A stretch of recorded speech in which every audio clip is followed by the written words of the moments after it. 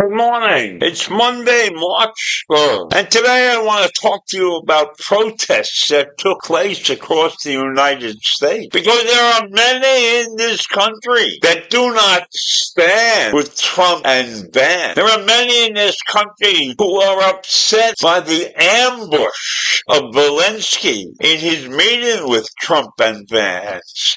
There were demonstrators in Vermont, in New York City, in Boston, and other places after the Oval Office debacle with the U.S. President and the Vice President. That debacle in which they attempted to shame Zelensky into agreeing to some form of peace treaty with Trump's favorite villain, Vladimir Putin. Yes, Trump favors Putin, and he favors king. He favors dictators.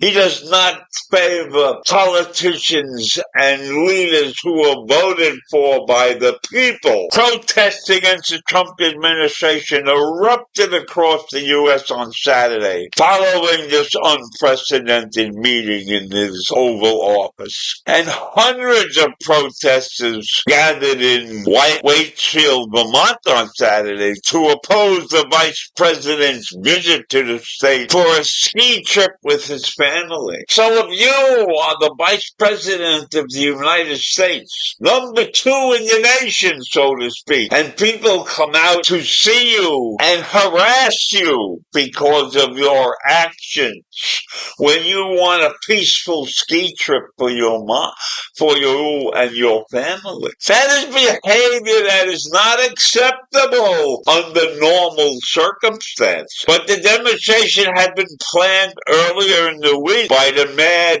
River Valley chapter of the Indivisible, a grassroots organizing group. But additional protesters came. They said they were motivated to join after watching Vance and Trump's combative White House meeting with Zelensky on Friday. So many hundreds of Americans are upset with the behavior of the president and the vice president. And those people demonstrated on Saturday to protest Vice President Vance, who was visiting his Vermont with his family for a ski trip, trying to relax. But you are a public figure who have done wrong in the eyes of people. You cannot escape to some private little location that easily. And going skiing is something where you show up and you have to do something. And people know, and they show up and they protest. They had signs reading, "Vermont stands with Ukraine, and the U.S. is an international embarrassment." And many waved Ukrainian flags in solidarity. Fox aired video of the protesters, but blanked out the signs displaying messages against Vance in favor of the Ukraine. So when Fox takes action to show it, but of course doesn't show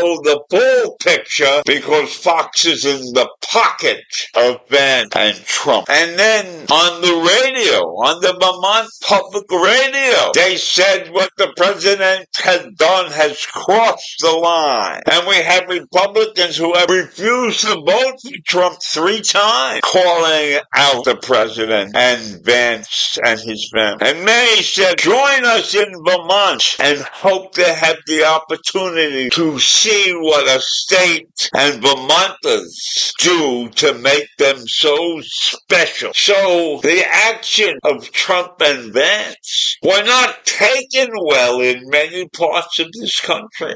And certainly, if you have a half a brain, you recognize that their actions were disgraceful, trying to embarrass a world leader and make him feel like he's a lackey. That is not what great leaders do. They sit down, they talk, they argue, they understand each side, and they don't embarrass other leaders. That is not the behavior of great men. So in the end of this contentious confrontation in the Oval Office, where the U.S. President told Ukrainian leader to make a deal with Russia or wear out, and Trump accused Zelensky of not showing enough gratitude for U.S. military aid and political aid, warning that he was gambling with World War III. But Zelensky countered that he had repeatedly thanked the American people and their leaders for their support. But Ukrainians did not want to accept the ceasefire with Russia without security guarantees,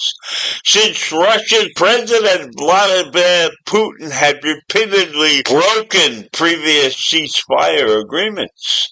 Of course, President Trump, who ass kisses Putin every chance he gets, would not be happy with the fact that Zelensky pointed an evil finger at Putin. So I leave you with that this morning. Have a wonderful day. Bye.